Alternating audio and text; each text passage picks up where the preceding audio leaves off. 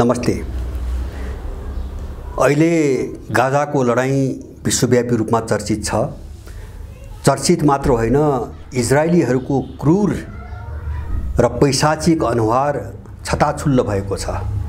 सायद संसारको कुनै मान्छेलाई अनुमान थिएन यहुदी यति बर्बर हुन्छ भनेर मान्छेले सोच्न पनि सकेको थिएन। हिटलरलाई पनि बिर्साएको छ अहिलेको यहुदी जमातले। अहिले बाहिर जुन खालका समाचार आइरहेका छन्, रिपोर्टहरू आइरहेका छन्, त्यसले के देखाउँछ भन्छ भने इजरायली सत्ता फिलिस्तिनहरूको नामो निशान मेटाउने र फिलिस्तिन लगायत वरिपरिको अरब जगतलाई कब्जा गरेर ग्रेटर इजरायल बनाउने जो एउटा उन्माद उसमा चढेको थियो, त्यसलाई आँखा चिम्लेर अगाडि बढाइरहेको छ। त्यसले अन्तर्राष्ट्रिय कानुन पनि नमान्ने घोषणा गरेको छ, सुरक्षा परिषदका निर्णय पनि नमान्ने घोषणा गरेको छ र राष्ट्रसङ्घको अन्तर्राष्ट्रिय न्यायालयले गरेका निर्णय पनि नमान्ने घोषणा गरेको छ। यति मात्रै होइन, इजरायलको जो जिनोसाइड अथवा जाति संहारको जो योजना हो त्यसको आलोचना गरे बाबत राष्ट्रसङ्घका महासचिव गुटरेसको राजीनामा पनि त्यसले मागेको थियो। अहिले केही तथ्याङ्कहरू बाहिर आएका छन् दुनियाँलाई अचम्मित पार्ने गरी। गाजामा नरसंहार, गाजा संसारकै इतिहासमा सबैभन्दा ठुलो बाल मसानघाट बन्यो भन्ने खालका समाचार आइरहेका छन्। यो समाचार डेली सभाले 20 दिन अगाडि नै बाहिर ल्याएको थियो र अहिले बालबच्चाहरूको जो सामूहिक चिहान हो, सामूहिक हत्या हो, त्यो संसारमा सबभन्दा ठुलो चाहिँ चिहानघाट गाजा बन्यो र यति ठुलो सङ्ख्यामा बालबच्चाहरू संसारको कुनै पनि युद्धमा मारिएका थिएनन् जति यो 6 महिनाको बीचमा चाहिँ इजरायलले मार्यो। उसले अन्धाधुन्द हमला गर्यो, अस्पताल पनि बाँकी राखेन, एम्बुलेन्स पनि बाँकी राखेन, खाना मागिरहेका मान्छेहरूलाई पनि बाँकी राखेन, शरणार्थीदेखि लिएर आश्रय लिएका मान्छेलाई पनि यसले बाँकी राखेन। जहाँ जहाँ भिड देख्यो फिलिस्तिनीहरूको सबै ठाउँमा उसले बर्बरतापूर्वक हमला गर्यो। यो 22 मार्चसम्मको तथ्याङ्क हेर्दा 22 मार्च 25 मार्चसम्मको तथ्याङ्क हेर्दा त्यसले गाजामा 685 जना स्वास्थ्यकर्मीको हत्या गरेको छ, जो स्वास्थ्य सेवामा स्वास्थ्य क्षेत्रमा लागेका थिए। यो विश्व स्वास्थ्य सङ्गठनको तथ्याङ्क हो। यो 100 वटा स्वास्थ्य केन्द्रहरू त्यसले ध्वस्त बनाएको छ। गाजाभरिका 104 वटा एम्बुलेन्सहरू ध्वस्त बनाएको छ र स्वास्थ्य केन्द्रहरूमा 412 वटा हमला गरेको छ, जसमध्ये 100 वटालाई पूर्ण रूपमा ध्वस्त बनाएको छ। तर हमला उसले 412 वटा स्वास्थ्य केन्द्रहरूमा गर्यो, 412 पटक गर्यो। 105 जना पत्रकारहरूको हत्या गर्यो। यो एएफपी, फ्रान्सको एएफपीको समाचार हो, यो तथ्याङ्क हो। त्यस्तै 136 जना त त्यसले राष्ट्रसङ्घका कर्मचारीहरूको हत्या गर्यो, जो गाजामा मानवीय सहयोग अथवा स्वास्थ्य सेवा विभिन्न नाममा काम गर्नेहरू जो राष्ट्रसङ्घका कर्मचारी थिए उनको हत्या गर्यो 136 जनाको। अब तथ्याङ्कले के भन्छ भने 14,000 बालबालिका मारिए गाजामा मात्रै, फिलिस्तिनका बालबालिका मारिए र त्यसमा 10,000 11,000 महिलाहरूको हत्या भयो। 14 र 11 जोड्ने भने 25,000 हुन्छ। उसले अहिलेसम्म 32,000 मारेको छ। भनेपछि बाँकी पुरुष र जो हमास भन्छ उसले, त्यो भित्र पर्ने सङ्ख्या केवल 7,000 मात्रै छ। सबै निर्दोष र अबोध मान्छेहरूको हत्या गरेको छ, जो उसको रणनीतिक मिसन हो। अब यस तथ्याङ्कले के देखाउँछ भन्छ भने युक्रेन द्वन्द्वको 2 वर्षमा भन्दा 6 गुणा बढी बालबालिका त्यसले 6 महिनामा मात्रै हत्या गरेको छ। 6 गुणा बढी जुन हत्या, बालबालिकाहरूको हत्या युक्रेन द्वन्द्वको 2 वर्षमा पनि भएन, हैन? त्यसको 6 गुणा बढी, त्योभन्दा 6 गुणा बढी हत्या उसले 6 महिनामा गर्यो। 2023मा विश्वभरि मारिएका पत्रकारहरूको कुल सङ्ख्या जति थियो त्यसको 75% पत्रकार उसले गाजामा मार्यो, हैन? जति विश्वभरि मारिएका थिए 75% गाजामा मार्यो र गाजाका 35 देखि 40% भवनहरू पूर्ण रूपमा चाहिँ तपाईको ध्वस्त बनायो। झनै गाजाको आधा बस्ती चाहिँ तपाईको छैन छानिबनी भयो। यो हो तपाईको इजरायलीहरूको अत्याचारको एउटा दृश्य।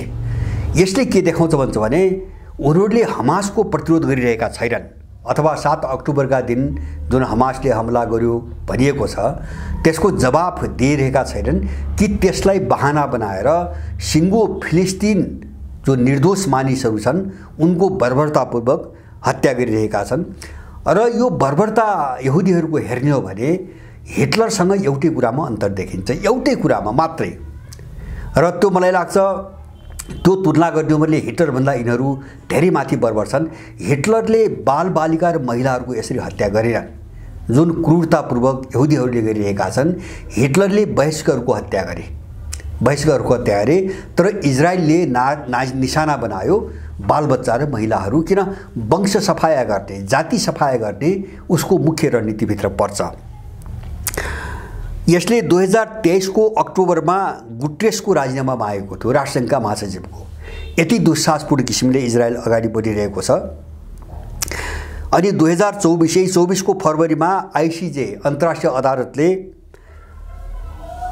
इजरायलमाथि एउटा निर्देशन जारी गरेको थियो, निर्णय गरेको थियो कि मानवीय सहयोगको निम्ति बाटो खोल, अवरोध नपार र युद्ध विराम गर। त्यो हत्या बर्बरता रोग भन्ने आग्रह त्यसलाई यसले नमान्ने, हामीलाई कसैले रोक्न सक्दैनन् भन्ने यसले चाहिँ एउटा दम्भ देखायो र रोकेन पनि।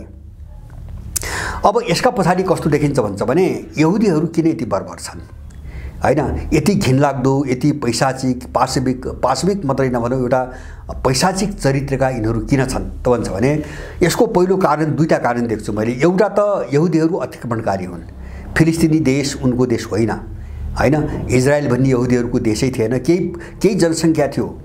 यो गएको पहिलो विश्वयुद्धको लगत्तै 1917 मा तपाईको हेर्नु भने केही हजारको सङ्ख्यामा चाहिँ उनको जनसङ्ख्या थियो, तर फिलिस्तिन भूमिमा उनको कुनै देश थिएन। उनी विशुद्ध अतिक्रमणकारी आक्रमणकारी हुन्, अर्काको देशमा इजरायल घोषणा गरेर बसिरहेका छन्। त्यसकारणले उनीहरू बर्बर छन्, किन त्यो अर्काको लुटेको भूभाग हो। त्यो लुटेको भूभाग भएको हुनाले उनीहरूको मानसिकतामा के छ भन्छ भने हाम्रो यो वास्तविक भूमि होइन, त्यसकारणले हामी कमजोर हुने बित्तिकै कुनै पनि बेला हामी यहाँबाट निस्कनु पर्छ भन्ने एउटा मनोविज्ञान र भयले त्यहाँ काम गरिरहेको छ। त्यसकारणले त्यहाँ टिक्नको निम्ति अर्काको जमिन कब्जा गरेको हुनाले त्यहाँ टिक्नको निम्ति फिलिस्तिनलाई पूर्ण रूपमा सफाया गर्ने उनको पहिलो रणनीति। जसरी हामी यहाँ देख्छौँ नि, इन्डियनहरूले नेपालमा गर्छन् नि हैन, जसरी नेपालको भूभाग अतिक्रमण गर्छन् र भयभीत हुन्छन्, त्यो अपराध गरे बापत एउटा भयभीत हुन्छन् र त्यो भयबाट बस्नको निम्ति जति पनि भद्दा चरित्र, क्रूर चरित्र, अपराधिक चरित्र इन्डियनहरू देखाउँछन्, यहुदीहरूको केस त्यस्तै हो। छरछिमेकमा इन्डियनहरूको जस्तै उनको केस त्यस्तै हो। अर्को चाहिँ तपाईको यहुदीहरूमा जातीय सर्वोच्चताको एउटा अहङ्कार छ। जस्तो उनीहरूले विश्वको सर्वोच्च जाति भन्छन् आफूलाई, मानसिक रूपमा, सभ्यताको कोणबाट, सबै कोणबाट। यद्यपि व्यवहारमा उनीहरू अत्यन्तै असभ्य छन्, अत्यन्तै बर्बर छन्, अत्यन्तै घिनलाग्दा छन्, जो हामीले गाजा युद्धमा देखिरहेका छौँ। तर उनीहरूले संसारको सबैभन्दा अब्बल मानव समूह ठान्छन् आफूलाई। त्यो अहङ्कारले काम गरिरहेको छ र उनीहरूले अरूलाई बाँच्न योग्य देख्दैनन्, आफ्नो अगाडि अरूलाई बाँच्न योग्य देख्दैनन् र आफूसँग अधिकार माग्न लायक पनि देख्दैनन्। त्यसले पनि उनीहरूलाई एकदमै बर्बर बनाउन प्रेरित गरिरहेको देखिन्छ। र तेस्रो कारण कस्तो देखिन्छ भन्छ भने अमेरिकन र ब्रिटिसहरूले यहुदीहरूको दिमागमा जो ग्रेटर इजरायलको जहर भरे त्यसको एउटा उन्माद छ, एउटा मात छ र लगभग त्यो नशाको रूपमा बसिसकेको छ। त उनीहरू त्यो फिलिस्तिनी देश जो कब्जा गरे त्यसको एउटा टुक्रा पनि जमिनको हकदार कोही छैनन् भन्ने छ उनीहरूलाई। किन उनीहरू त्यहाँ पसेदेखि नै ग्रेटर इजरायलको सपना देखेर अगाडि बढे। ब्रिटिसहरूले त्यही दिशामा उक्साए, अमेरिकनहरूले त्यही दिशामा उक्साए। त्यो फिलिस्तिन मात्र होइन, उनको कथित ग्रेटर इजरायलभित्र अहिलेको सिङ्गो लेबनान, जोर्डनको केही हिस्सा, मिस्रको सिनाई प्रायद्वीप र सिरियाको केही भूभाग, जो गोलान हाइट अहिले पनि कब्जा गरिरहेको छ उसले सिरियाको, त्यो लगायत दक्षिणी सिरियाको ठुलो भूभाग पनि ग्रेटर इजरायल पर्छ भनेर उनीहरूले प्रशिक्षण दिइरहेका छन्। अहिले पनि यहुदीहरूका धर्मगुरुहरूले त्यहाँको सेनामा र पब्लिकमा नियमित रूपमा यो प्रशिक्षण चलाउने गरेका छन्। ग्रेटर इजरायल भनेको यो हो, यसको निम्ति हामीले जस्तोसुकै पनि बलिदान गर्नुपर्छ भनेर अहिले पनि धार्मिक कोणबाट उनीहरूले प्रशिक्षण दिइरहेका छन्। अब अहिले कस्तो समस्या भयो भन्छ भने अमेरिकन र ब्रिटिसहरूले जे सिकाए, यहुदीहरूलाई जे सिकाए अथवा जसरी उन्मादी बनाए त्यो अब यिनको घाँटीमा अड्केको हड्डी भनेर आइरहेछ। जस्तो अमेरिका फस्यो अहिले हैन, विश्वको महाशक्ति भन्थ्यो, विश्वको सबैको नेता भन्थ्यो, उसले चाहिँ दाबी गर्थ्यो, आफूलाई बादशाह ठान्थ्यो। तर अहिले गाजाको प्रश्नलाई लिएर अमेरिका यति बदनाम भयो, यति अलगावमा पर्यो, यति अलग थलग भयो। त्यति मात्र हैन, विश्वको समीकरणमा यस्तो मार खायो नि अमेरिकाले, अहिले नितान्त चाहिँ एक्लो महसुस गरिरहेको छ।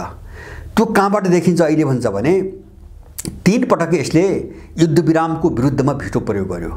जो राष्ट्रसङ्घको सुरक्षा परिषदमा प्रस्ताव गए 3 वटामा भिटो प्रयोग गर्यो अथवा युद्धविरामको प्रस्ताव लागू हुन दिएन। त्यही अमेरिकाले अहिले 4थो पटक अल्जेरिया लगायत केही देशहरूले सारेको जो प्रस्ताव हो युद्धविरामको, त्यसमा अमेरिका उपस्थित भयो। यसको अर्थ हो पारित गर्ने बाटो खोल्यो। आफूले युद्धविरामको पक्षमा भोटिङ गरेन, उसको मनले त्यो मानेन। किन त अपराध बोधले चाहिँ तपाईको उत्प्रोत छ अमेरिका हैन।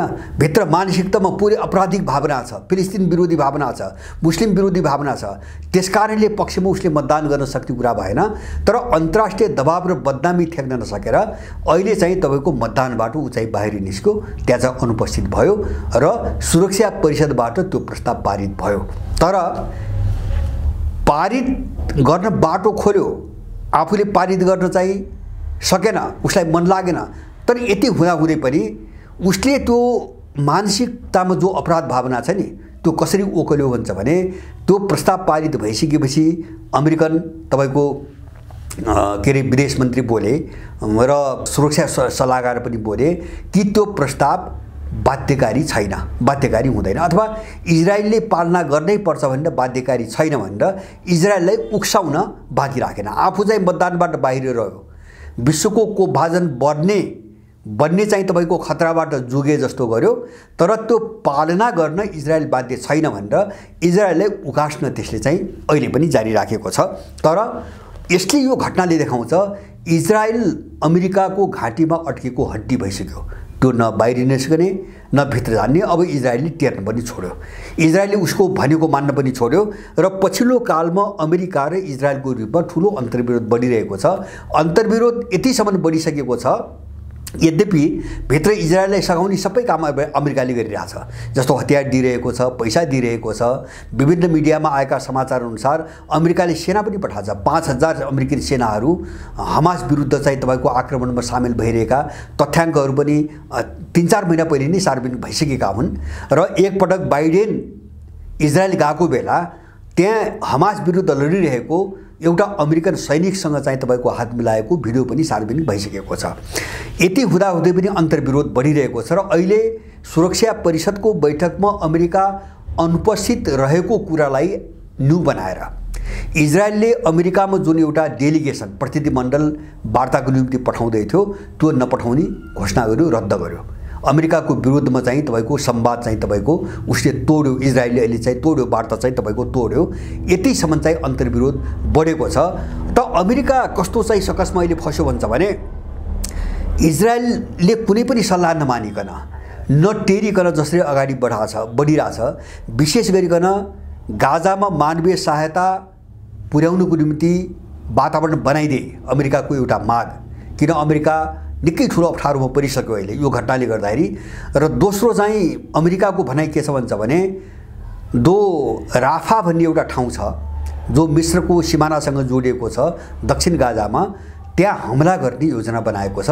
हमला गर्दैछ इजरायलले, त्यसलाई नछो भन्ने अमेरिकाको दबाब छ।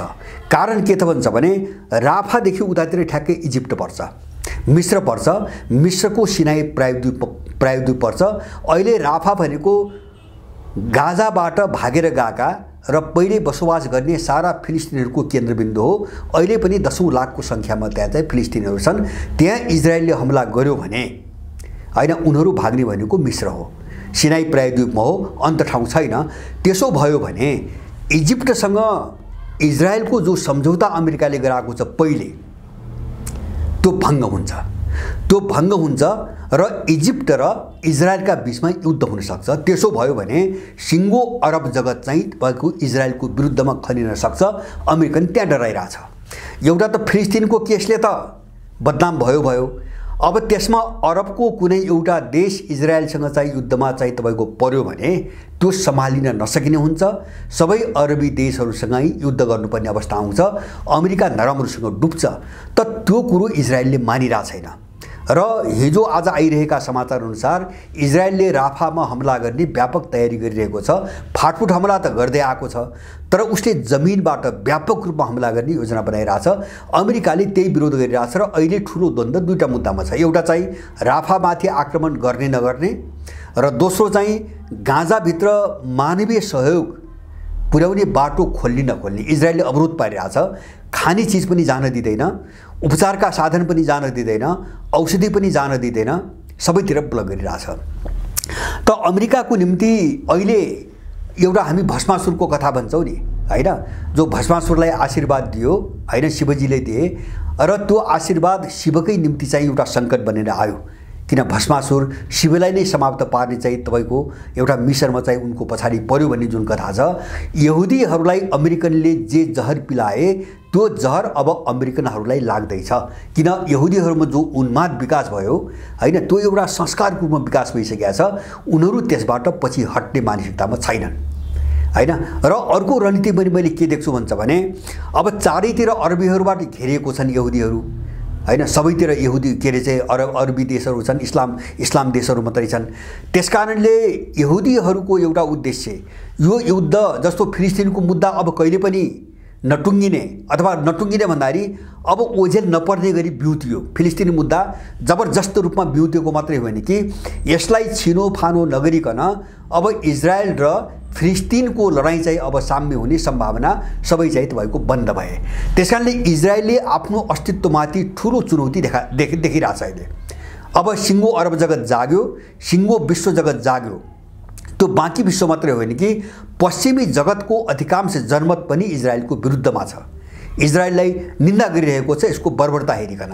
त्यसकारणले इजरायलको चाहना के देखिन्छ भन्छ भने त्यो युद्धमा अमेरिकन र युरोपियनलाई पनि फसाउने ताकि आफू बलियो भइयोस्। किन इजरायल एकदम अलग थलग हुँदै गएको छ। जस्तो अहिले पछिल्लो घटनाहरू हेर्ने हो भने लाजले र आफ्नो सर्वनाश हुने डरले, आफू बर्बाद हुने डरले अमेरिकनहरूले सुरक्षा परिषदको बैठक अनुपस्थित भए। एउटा त्यो कति चाहिँ रक्षात्मक भएर गए र युरोपियनहरू पछिल्लो काल यद्यपि त्यो हमासको आक्रमणपछि हमासलाई आतंकवादी भनेर इजरायलको आक्रमणलाई एकदम जायज भनेर चाहिँ समर्थन गर्ने प्रत्येक युरोपियन देशहरू हुन्। तर अहिले उनीहरूले प्रत्येक मुद्दामा प्रत्येक भोटिङमा इजरायलका विरुद्ध मतदान गरिरहेका छन्। जस्तो फ्रान्स भयो, जर्मनी भयो, EU भयो, इटाली भयो, सबै देशले इजरायलका विरुद्धमा चाहिँ बोलिरहेका छन्, वक्तव्य दिइरहेका छन्। राष्ट्रसङ्घमा पनि त्यसकै विरुद्धमा मतदान गरिरहेका छन्। यसले देखाउँछ कि इजरायलको कारणले यिनी सबै सङ्कटमा फसे। अब किन विश्व जनमतबाट यति बढारिए नि, जो हामीले बाहिर देखिरहेका छैनौँ, भित्रभित्र यसरी बढारिए। जस्तो अफ्रिकाबाट, एसियाबाट, ल्याटिन अमेरिकाबाट यसरी बढारिए कि उनलाई अब त्यो सम्बन्ध, पुरानो सम्बन्ध पुनर्जीवित गर्न लगभग असम्भव भइसकेको छ। त्यसकारणले हामी कुनै पनि बेला डुबेर चाहिँ तपाईँको सिद्धिन सक्छौँ भन्ने चाहिँ यिनीहरूले बुझेका छन्। अब यहाँनिर चाहिँ फिलिस्तिनी मुद्दा जो इजरायलको जो चाहिँ तपाईँको शैली अहिले देखिन्छ, जो चाहिँ आम नरसंहारको शैली जो देखिन्छ, मैले यहाँहरूलाई पहिले पनि भनेको थिएँ नि। अब फिलिस्तिनी मुद्दा कस्तो भयो अहिलेको भूराजनीतिको कारणले। यदि भूराजनीति विश्वको अहिलेको युक्रेन द्वन्द्वपछि विश्वको भूराजनीति यस्तो नभइदिएको भए हुनसक्छ यो परम्परागत अरब इजरायल युद्ध जस्तै केही समय चलेर यो रोकिन सक्थ्यो। तर अब यो सम्भव छैन। मैले धेरै पटक मैले भनेको छु, अब यो सम्भव छैन। जस्तो अरब इजरायलका बीचमा 5 वटा ठुला युद्ध भए। पछिल्लो लेबनानसँगको 2006 को युद्धलाई जोड्ने हो भने 6 वटा ठुला युद्ध भए इजरायलसँग। सबै युद्ध केही समय चले, शान्त भए र त्यही हिजबुल्लासँगको पछिल्लो लडाईँ, लेबनानसँगको पछिल्लो लडाईँमा ठुलै नोक्सानी इजरायलले बेहोर्यो। त्यो बाहेक 5वटा युद्धहरू बडो सजिलोसँग उसले जितेको थियो, अरब देशहरूमाथि ऊ हाबी भएको थियो। तर अब यो जो हमाससँग जो लडाइँ सुरु भयो नि, एउटा टुङ्गो बिना यसको कुनै गन्तव्य पुग्ने कुनै गन्तव्य अब देखिँदैन, सम्भव मैले देख्दिनँ। किन भन्छ भने त्यो द्वन्द्व अब विश्वको भूराजनीतिको एउटा कडी बनिसकेको छ। जस्तो युक्रेनलाई प्रयोग गरेर पश्चिमा शक्तिहरूले रुसका विरुद्धमा जे चक्रव्यूह बनाए, त्यो चक्रव्यूह भनेको रुसलाई 41 टुक्रा गर्ने। अमेरिकाको रान्ड भन्ने एउटा संस्थाको रिपोर्ट हैन, अमेरिकी सरकारलाई सुझाएको भनौँ एक किसिमले, त्यो रिपोर्ट हेर्नु भने रुसलाई 41 टुक्रा बनाउन सकिन्छ भन्ने उसको सुझाव छ। त्यो मिसनमा उनीहरूले जसरी रुसको घेराबन्दी गर्दै गए, अहिले होइन 1979 देखि हैन, आफ्नो वचन विरुद्ध नेटोको विस्तार बढ्दै गए हैन। हिजो वार्सा सैन्य सङ्गठनमा भएका सबै देशहरूमा नेटोको सेना विस्तार गर्दै गर्दै उनीहरू ठ्याक्कै चाहिँ रुसको सिमानामा गएर बसे, युक्रेनमा बसे, त्यो पनि एउटै घरका मान्छेहरू हैन। अरू देशको मुद्दा थिएन, जस्तो लाटभिया, इस्टोनिया, लिथुआनिया अथवा पोल्यान्ड जस्तो मुद्दा थिएन रुसको हैन। युक्रेन रुसकै भूभाग थियो, एउटै परिवार थिए उनीहरू, एउटै संस्कृति, झन्नै एउटै जातीय समुदाय हुन् उनीहरू।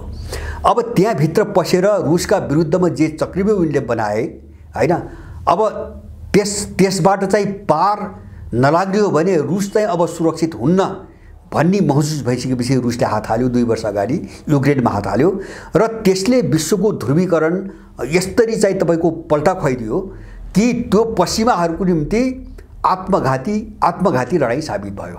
युक्रेनलाई प्रयोग गर्नु उनको निम्ति आत्मघाती साबित भयो र त्यो बढ्दै बढ्दै अहिले कहाँ गयो भन्छ भने सिङ्गो सिद्धान्त, दर्शन, विचार, मूल्य, मान्यताको लडाइँसँग जोडियो। जस्तो आज मुद्दाहरू उठिरहेका छन्, बहुध्रुवीय विश्वका मुद्दाहरू हैन, डलरबाट मुक्तिका मुद्दाहरू, पश्चिमा मूल्यमा आधारित विश्व व्यवस्थाका विरोधका मुद्दाहरू, आफ्ना व्यवस्था, आफ्ना सभ्यता, आफ्ना संस्कृति, आफ्ना मूल्य मान्यताका तपाईँको मुद्दाहरू र पश्चिमको यो 500 वर्षदेखिको जो आधिपत्य हो यसको अन्त्यका मुद्दाहरू। र यो मुद्दामा दुनियाँ चाहिँ दुई फ्याक भयो र ठुलो हिस्सा जसलाई साउथ भनिन्छ, दक्षिण भनिन्छ, जो विकसित पश्चिममा केही देश बाहेक हैन, अझ स्पेसली भन्छ भने जापान एसियाको जापान लगायत G7 जो देशहरू भन्छन्, ती देश बाहेक बाँकी संसारको सबै कुना चाहिँ तपाईको पश्चिमका विरुद्ध खडा भयो, कमसेकम त्यो मूल्य र विचारमा होला।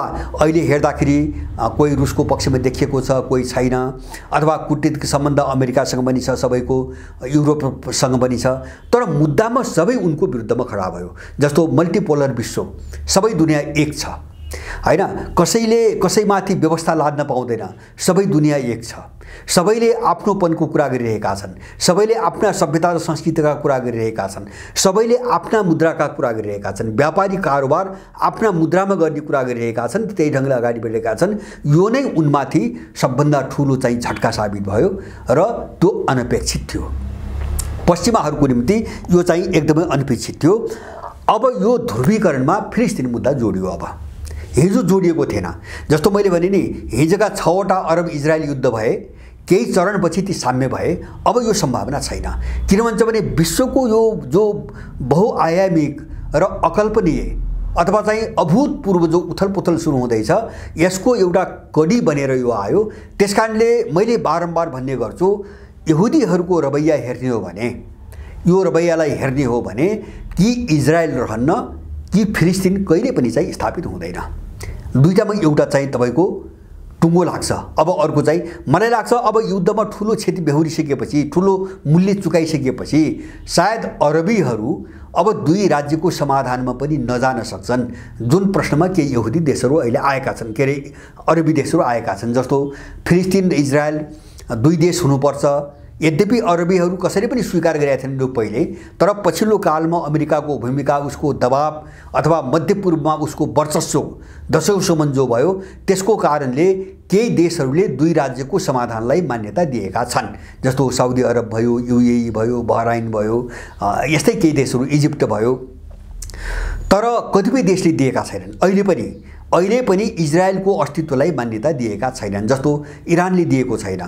साउदी अरबले त इजरायलसँग सामान्य चाहिँ सम्बन्ध सामान्यकरण त गर्यो, तर इजरायल राज्यको मान्यता, विधिवत मान्यता अहिले पनि साउदीले दिइरहेको छैन। अहिले आजका दिनसम्म पनि दिएको छैन र कूटनीतिक सम्बन्ध पनि छैन साउदी अरबसँग। यद्यपि अमेरिकाको प्रभावको कारणले इजरायलसँग व्यावहारिक सम्बन्ध साउदीको राम्रै थियो, जो अहिले नराम्रोसँग खलबलियो।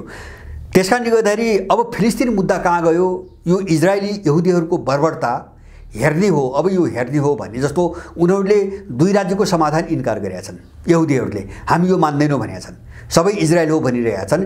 यसको अर्थ हो कि अब चाहिँ इजरायल मेटिनु पर्यो कि फिलिस्तिनको मुद्दा सदाको निम्ति अन्त्य हुनु पर्यो, हैन? फिलिस्तिन कहिले नबन्ने दिशातिर जानु पर्यो। अब विश्वको चाहिँ शक्ति सन्तुलनले के भन्छ? हामी यो पाटोबाट हेरौँ। अब विश्वको शक्ति सन्तुलन गएको 2 वर्षता जस्तो देखिन्छ, जुन दिशातिर गइरहेछ, यसले के भन्छ भने अन्ततोगत्वा इजरायल मेटिन्छ र मेटिनुपर्छ। किन? अब उसको अनुकूल छैन विश्वको भूराजनीति। एउटा त उसलाई चाहिँ आड दिँदै आएका शक्तिहरू आफै पनि कमजोर भए, हैन? जस्तो अमेरिकाले आफै थेक्न सकिरहेको छैन, न युक्रेनमा थेक्न सकिरहेछ, न चाहिँ तपाईँको लाल सागरमा थेक्न सकिरहेछ, न ताइवानमा थेक्न सकिरहेछ। अरूलाई प्रयोग गर्न मात्रै खोजिरहेछ।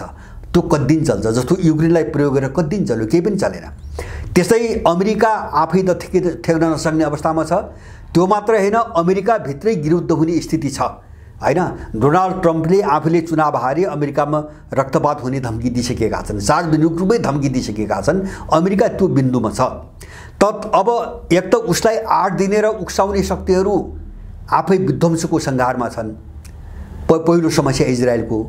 दोस्रो समस्या के हो भन्छ भने ग्रेटर इजरायलको जो भूत सवार भयो उसको दिमागमा, त्यो भूतले उसलाई चाहिँ ठिक ठाउँमा सन्तुलनमा आउन दिइरहेको छैन र मलाई लाग्छ यो दिँदैन। यहुदीहरूले जुन, किन यो दुई राज्यको समाधानमा जाने बित्तिकै इजरायलभित्र ठुलो विद्रोह हुन्छ। किन भन्छ भने मान्छेलाई एकहोरो बनाइसकेका छन् उनीहरू, हैन? यो सबै हाम्रो भूमि हो, सिरिया पनि हाम्रो हो, लेबनान पनि हाम्रो हो, जोर्डनको भाग पनि हाम्रो हो, मिस्रको भाग पनि हाम्रो हो, हैन? यस्तो चाहिँ तपाईँको एउटा एक रगतको नसामा यो सोच छ यहुदीहरूको। यसबाट दायाँ बायाँ हुने बित्तिकै त्यहाँभित्र ठुलो विद्रोह रक्तपात हुने खतरा छ। अब यसले भन्छ अब मध्यपूर्वको त्यो समाधान, इजरायल र फिलिस्तिनको त्यो समाधान शान्तिपूर्ण बाटोबाट अब सम्भव छैन। यसको छिनोफानो अब युद्धले नै गर्छ। त्यो युद्धले पनि कसरी गर्छ त भन्छ भने विश्वको समग्र भूराजनीति जतातिर जान्छ, जसको पक्षमा जान्छ, फैसला त्यसैले गर्छ। अरू कुनै पनि कोणबाट यसको समाधान छैन। र मलाई के लाग्छ भन्छ भने जुन क्षति भयो निर्दोष मान्छेहरूको, त्यो पनि बालबच्चा सङ्ख्याहरू 14,000 11,000 भनेपछि 25,000 त निरपराध मान्छेहरू मारिएका छन्। आँखा चिम्लेर मारेको छ जानी बुझिकन। अब यसको जो मूल्य हो, यो मूल्य साह्रै महँगो छ। एक त यो रगतको मूल्य, त्यसमा पनि बिल्कुलै निर्दोष र बेसरोकारका मान्छेहरूको चाहिँ जीवन गएको छ। र भोलि युद्ध कथम गजाजित युद्धविराम भएर रोकिएछ भने पनि अब यिनी चिजले, यो क्षतिले अब यो विवाद मिल्ने सम्भावना देखिने। त्यसको पूर्ति गर्ने कसले, हैन? इजरायलले पाउनुपर्ने सजाय के त? अब त्यस बाबत पाउनुपर्ने सजाय के त? त सजायको प्रश्न अब टुङ्गिने सम्भावना मैले देख्दिनँ, हैन? त्यो प्रश्नले पनि त्यो हुन दिने सम्भावना मैले देख्दिनँ। यसको अर्थ हो अब वारपारको लडाईँ र अमेरिकन र ब्रिटिसहरूले जुन अपराध गरे र पछिल्लो कालमा युरोपियनहरूले जुन अपराध गरे, एउटा नस्लवादी अपराध भनौँ, त्यो अपराधको चाहिँ तपाईँको भारी उनका टाउकामाथि आइपरेको छ र यो नै यिनको विनाशको कारण बन्ने सम्भावना प्रबल छ। मध्यपूर्व नै यिनको विनाशको कारण बन्ने सम्भावना प्रबल छ। जस्तो यहाँहरूलाई मैले त बारम्बार भनेको छु धेरै कोणबाट, हैन? पहिलो कुरा त मध्यपूर्व अहिलेको विश्वको जो अन्तर्राष्ट्रिय व्यापार हो त्यसको केन्द्र हो, हैन? त्यसको जङ्सन हो, त्यसको ट्रान्जिट पोइन्ट हो एउटा अहिले पछिल्लो कालबाट हेर्दाखेरि। दोस्रो, परम्परागत रूपमा हेर्दाखेरि त्यो चाहिँ इन्धन र ऊर्जाको केन्द्र हो, तेलको केन्द्र हो, हैन? दोस्रो कोणबाट। तेस्रो कोणबाट अहिले विश्वको जति पनि भौतिक पूर्वाधार बनेको छ त्यसको केन्द्र हो। चीनको BRI पनि त्यहीबाट जान्छ, हैन? रुसले बनाएको जो उत्तर दक्षिण करिडोर भन्छ, त्यसले पनि त्यो लगभग त्यो क्षेत्र समेट्छ। र अमेरिकनहरूले जो बनाउन खोजिरहेछन्, हैन? जस्तो IMEC लिएर I2U2सम्मका जति पनि सपना उनले देखेका छन्, यद्यपि तिनी अगाडि बढ्न सकेनन्, त्यो सबै भत्ताभङ्ग भएको अवस्था छ। यो सबैको निशाना मध्यपूर्व छ। त्यसकारणले मध्यपूर्वमा जसले हार्छ त्यो डामाडोल हुन्छ। यो सबैले बुझेको छ। आर्थिक रूपमा पनि डामाडोल हुन्छ, स्रोत साधनमा पनि त्यो डामाडोल हुन्छ, त्यो सामरिक रूपमा पनि डामाडोल हुन्छ। सामरिक रूपमा किन हुन्छ भन्छ भने विश्वको जो सामुद्रिक तपाईँको रुट हो, पारवहनको जो रुट हो, त्यो सबैभन्दा महत्त्वपूर्ण रुट त्यही छ। जस्तो लाल सागर भएर जाने सुएज क्यानल, सुएज नहर होस्, अथवा चाहिँ तपाईँको यतातिर चाहिँ तपाईँको अरब सागरको हर्मुज जलसन्धि होस्, यो दुवै सामुद्रिक जो नाका छन् नि, यिनले विश्वको झन्डै 40% चाहिँ सामुद्रिक चाहिँ तपाईँको यातायात र पारवहन ओखर्छन्। भनेपछि यसबाट वञ्चित हुने भनेको थलापति नै हो। अब त अमेरिकनहरू त्यो ठाउँमा पुगे इजरायलीको कारणले, यहुदीहरूको कारणले, र अहिले यो बर्बरता मलाई लाग्छ यो यति उग्र भइसक्यो। अब यो मिल्ने सम्भावना मैले किन देख्दैन भन्छ भने अब रुसीहरूको त पहिलेदेखि थिँदै थियो नै, जस्तो उनको त पहिलेदेखि चाहिँ त्यस्तो खालको जस्तो सामरिक कोणबाट हेर्दाखेरि सम्पर्क सम्बन्ध सारा चिज थियो। अहिले पछिल्लो कालमा चिनियाहरू पनि एकदमै खुलेर आए हैन। चीनका विरुद्धमा अमेरिकनहरूले जे गरिरहेछन् हैन, कोरियातिर अथवा ताइवानतिर जे गरिरहेछन्, दक्षिण चीन सागरमा जे गरिरहेछन्, फिलिपिन्स जस्ता देशलाई उकासेर जो मुठभेड गराउन भिडाउन खोजिरहेछन्, त्यसको बदला स्वरूप होला सायद मध्यपूर्वमा अमेरिकालाई डुबाउने रणनीतिबाट होला चिनियाहरू पनि फिलिस्तिनको मुद्दामा एकदमै खुलेर आइसकेका छन् अहिले।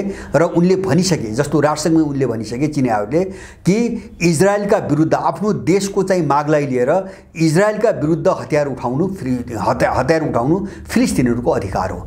सशस्त्र युद्धलाई उनले अधिकार भनेर चाहिँ स्पष्ट मुख गरेर बोलिसके र फिलिस्तिनी आन्दोलनलाई सुरक्षा परिषदको थायी संस्था दिनुपर्छ भन्ने पनि उनले माग गरिसके। यसैबाट बुझिन्छ मध्यपूर्वको महत्त्व, फिलिस्तिन र इजरायलको यो लडाईँको महत्त्व। त्यसकारणले गर्दाखेरि इजरायल र सिङ्गो पश्चिमी जगत, त्यसमा पनि एङ्ग्लो सेक्सन अमेरिकन र चाहिँ ब्रिटिसहरू नराम्रो सङ्कटमा फस्दै गएका छन्। र रुसको इन्टेलिजेन्स प्रमुखले भनेअनुसार, मैले यहाँहरूलाई पहिले भनेको छु, भनेअनुसार उनले 1-1.5 महिना अगाडि भनेका छन् 2024 विश्वको उथलपुथलको वर्ष हो र त्यसको इपिसेन्टर केन्द्रबिन्दु मध्यपूर्व हो। उनले अकारण भनेका छैनन् र त्यो कारण पनि देखेका छन्। त्यति मात्रै होइन, कारण देखे मात्रै होइन कि त्यो रणनीति पनि रुसीहरूले बनाएका छन् भन्ने बुझिन्छ उनको भनाइबाट। त्यसकारणले मध्यपूर्वबाट यिनी सबै शक्तिको अवसान हुने सम्भावना एकदमै प्रबल देखिन्छ। हमाससँगको इजरायलको चाहिँ दुरावस्था, हमाससँगको यो 6 महिनाको लडाइँमा जुन चाहिँ इजरायल भोग्यो त्यो एउटा दुस्वप्न हो उसको निम्ति। उसले चाहिँ सपनामा पनि नचिताएको चाहिँ तपाईँको झट्का इजरायलले बेहोरिरहेको छ र अब हमाससँग कहिल्यै नटुङ्गिए इजरायलले बुझेको छ। हमाससँगको लडाईँ त्यो गाजामा कहिले पनि अब टुङ्गिँदैन भन्ने उसले बुझेको छ। दलदलमा फस्यो, लाल सागरमा अमेरिका हुतीसँग फस्यो, अमेरिका र ब्रिटिसहरू हुतीसँग फसे, यो उनले देखिरहेका छन्।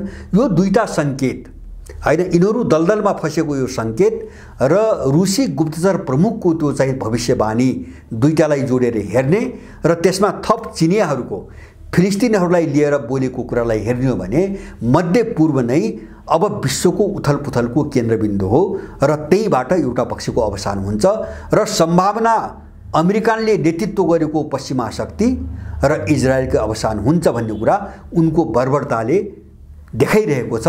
र अब संसारको कुनै पनि राम्रो मान्छे, कुनै पनि चाहिँ मानवीय सोच भएको मान्छे यिनका कुतर्कबाट अब कन्भिन्स हुने छैन भन्ने कुरामा विश्व जनमत लगभग एकमत छ जस्तो चाहिँ मलाई लाग्छ।